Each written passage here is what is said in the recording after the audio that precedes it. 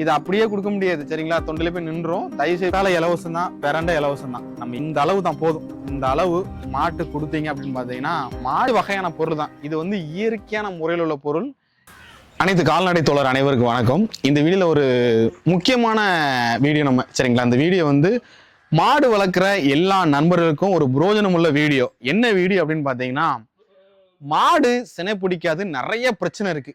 நிறைய பிரச்சனைனா அதிகமான பிரச்சனை. ஏன்னா ஒரு மாடு நம்ம வந்து கிட்டத்தட்ட 50,000 60,000 70,000 1 லட்ச ரூபா வரைக்கும் மாடு வாங்குறாங்க. பட் அந்த மாடு சினையே பிடிக்க மாட்டேங்குது.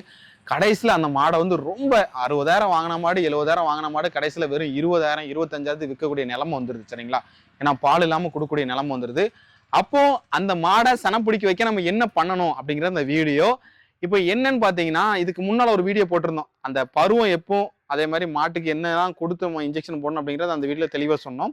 இந்த வீடியோவில் நம்ம என்ன சொல்கிறோம் அப்படின்னு பார்த்தீங்கன்னா, மாடு கன்று ஈன உடனேயே தயவு செய்து ஒரு கரெக்டாக ஃபர்ஸ்ட் பருவத்தில் நம்ம 60 நாள் இன்ஜெக்ஷன் போட அந்த மாடு பிடிக்கலை அப்படின்னு பார்த்தீங்கன்னா, இந்த பொருள் என்னன்னா ஒரு 5 வகையான பொருள் தான். இது வந்து இயற்கையான முறையில் உள்ள பொருள். இது எளிமையாக கிடைக்கக்கூடிய பொருள். இது மாடு கொடுத்தா மாடு அது பாட்டில் சாப்பிடும் சரிங்களா.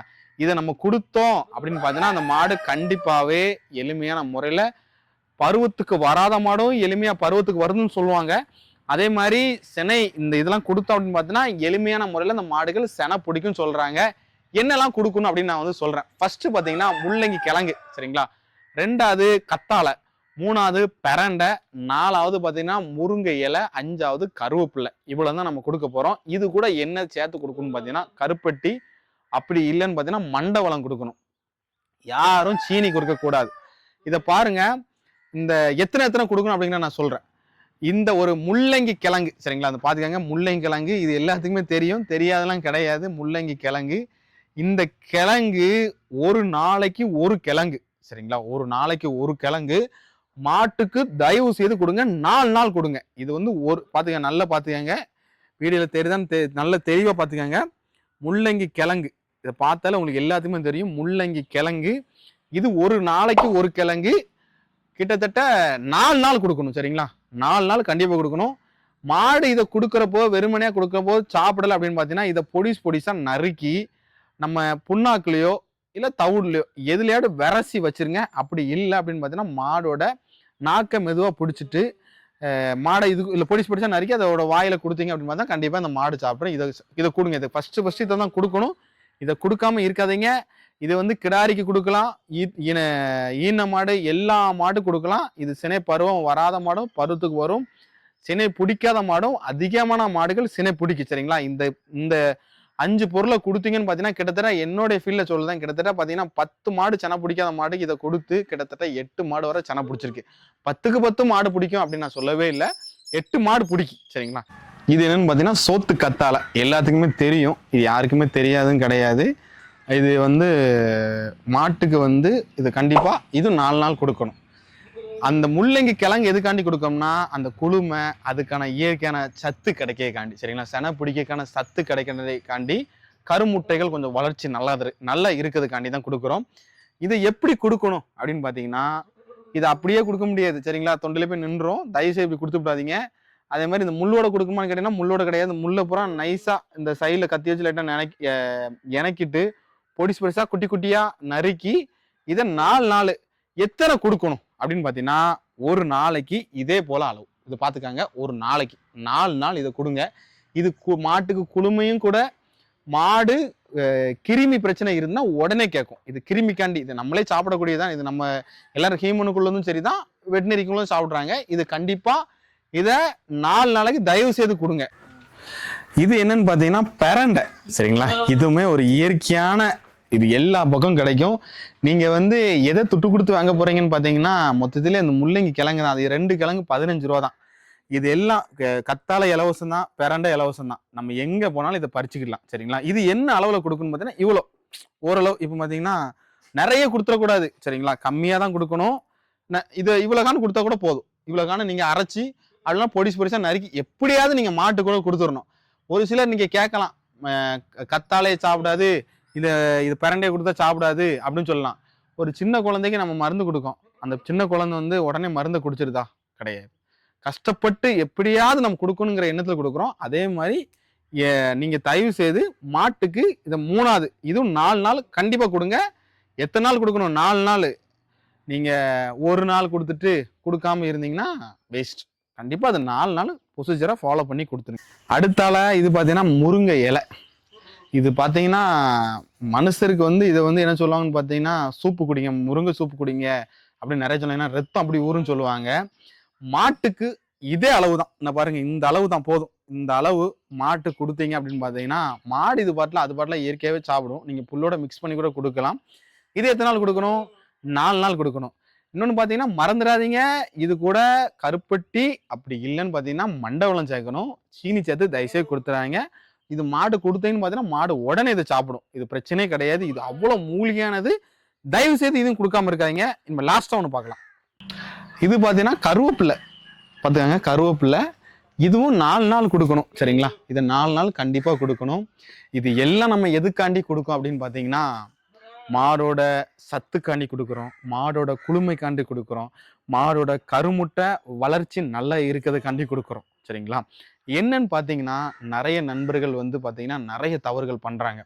என்னன்னா, நான் இதுக்கு முன்னால் உள்ள வீடியோ சொன்ன மாதிரி தான், மாட்டுக்கு வந்து சரியான முறையில் தீவனங்கள் கொடுக்காது பெரிய தப்பு. அதுக்கப்புறம் பார்த்தீங்கன்னா மாடுகளுக்கு வந்து வெறும் தட்டைகள் புல் வகைகள் கொடுக்க தப்பு. ஏன்னா மர வகை தீவனம் கண்டிப்பாக கொடுக்கணும். இதெல்லாம் நம்ம ப்ரொசீஜராக மாட்டுக்கு கொடுத்தோம் அப்படின்னு பார்த்தா அந்த மாடு ஆரோக்கியமாக இருக்கும். ஒரு மாடு ஆரோக்கியமாக இருந்தால் தான் அந்த மாடு எளிமையான முறையில் சனப்பிடிக்கும்.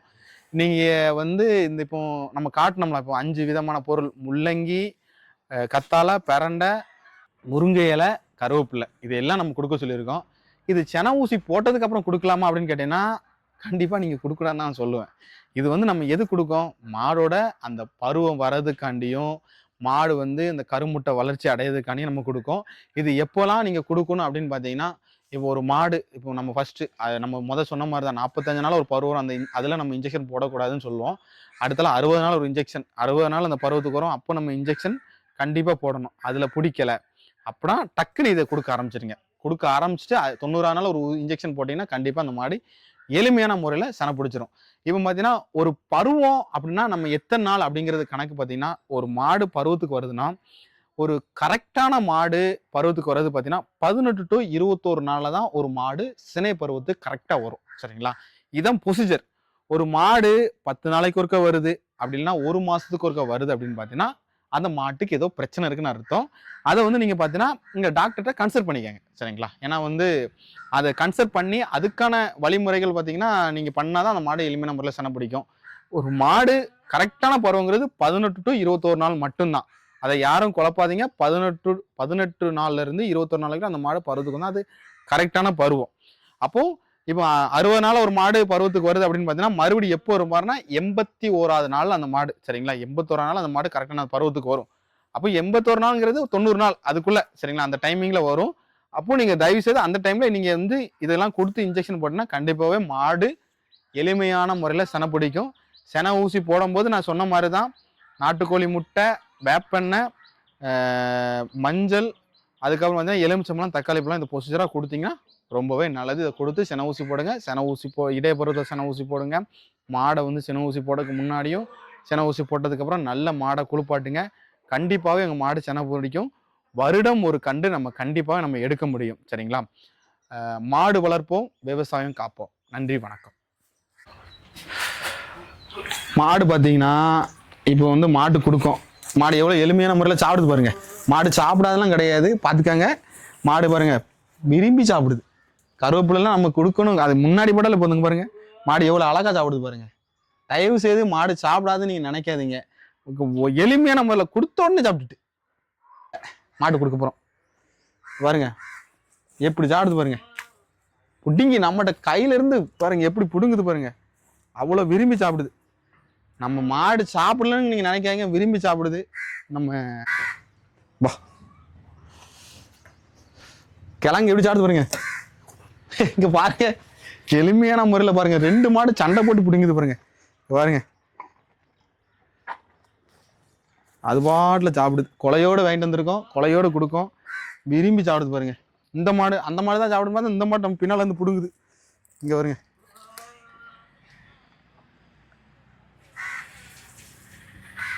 நம்ம கையை கடிச்சிருன்னு நினைக்கிறேன், அந்த அளவு சாப்பிடுது மாடுங்க. பாருங்க 3 பொருள் எளிமையா கொடுத்துடலாம். கொஞ்சம் கத்தால கொடுக்க கொஞ்சம் கஷ்டம், அது மட்டும் கொஞ்சம் பார்த்து கொடுங்க.